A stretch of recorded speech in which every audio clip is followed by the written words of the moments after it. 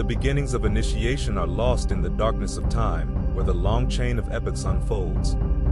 Great cultures and civilizations loom up, dimly arising from cults and mysteries, ever-changing, disappearing, and reappearing. The great knowledge is handed on in succession from age to age, from people to people, from race to race. The great centers of initiation in India, Assyria, Egypt, Greece, illumine the world with a bright light. The revered names of the great initiates, the living bearers of the truth, are handed on reverently from generation to generation. Truth is fixed by means of symbolical writings and legends, and is transmitted to the mass of people for preservation in the form of customs and ceremonies, in oral traditions, in memorials, in sacred art, through the invisible quality in dance, music, sculpture, and various rituals. It is communicated openly after a definite trial to those who seek it, and is preserved by oral transmission in the chain of those who know.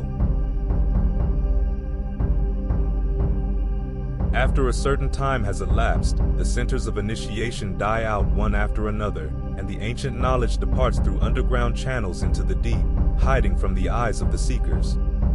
The bearers of this knowledge also hide, becoming unknown to those around them, but they do not cease to exist.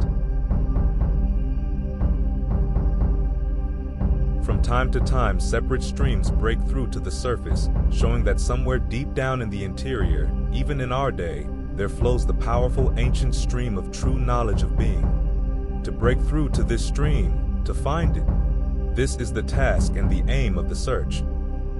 For, having found it, a man can entrust himself boldly to the way by which he intends to go. Then, there only remains to know in order to be and to do.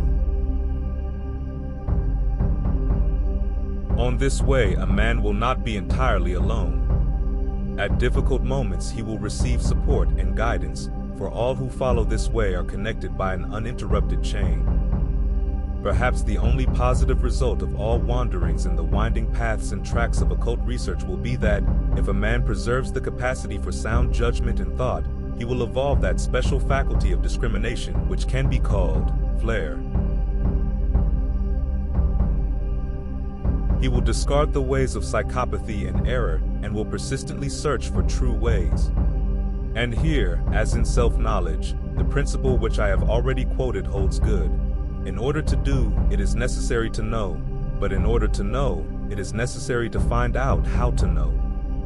To a man who is searching with all his being, with all his inner self, comes the unfailing conviction that to find out how to know, in order to do, is possible only by finding a guide with experience and knowledge who will take on his spiritual guidance and become his teacher.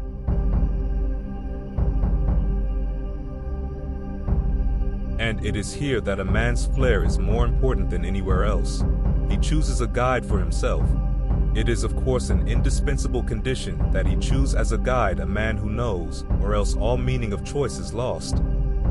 Who can tell where a guide who does not know may lead a man?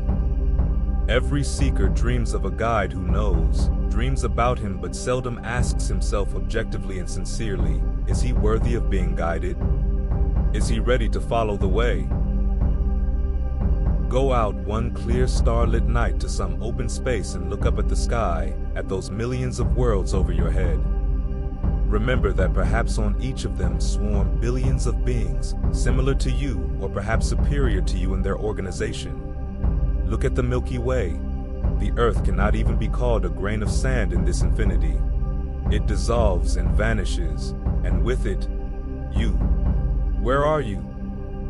And is what you want simply madness?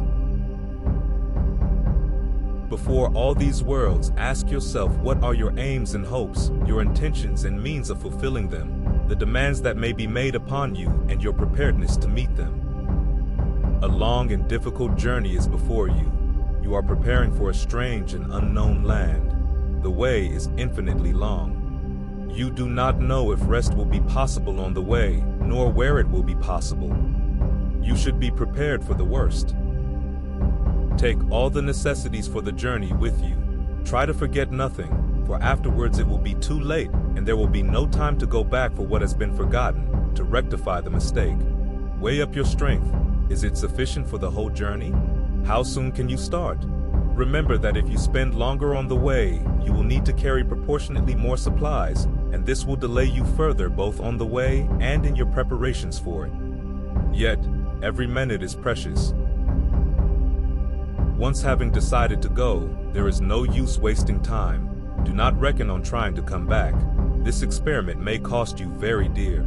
The guide undertakes only to take you there, and if you wish to turn back, he is not obliged to return with you. You will be left to yourself, and woe to you if you weaken or forget the way, you will never get back. And even if you remember the way, the question still remains, will you return safe and sound? For many unpleasantnesses await the lonely traveler who is not familiar with the way and the customs which prevail there. Bear in mind that your sight has the property of presenting distant objects as though they were near. Beguiled by the nearness of the aim toward which you strive, blinded by its beauty and ignorant of the measure of your own strength, you will not notice the obstacles on the way. You will not see the numerous ditches across the path. In a green meadow covered with luxuriant flowers, in the thick grass, a deep precipice is hidden. It is very easy to stumble and fall over it if your eyes are not concentrated on the step you are taking. Do not forget to concentrate all your attention on the nearest sector of the way. Do not concern yourself about far aims if you do not wish to fall over the precipice. Yet do not forget your aim. Remember it the whole time, and keep up in yourself an active endeavor toward it, so as not to lose the right direction. And once you have started, be observant.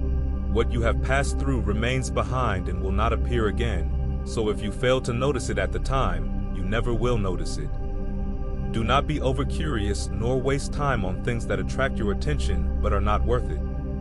Time is precious and should not be wasted on things which have no direct relation to your aim.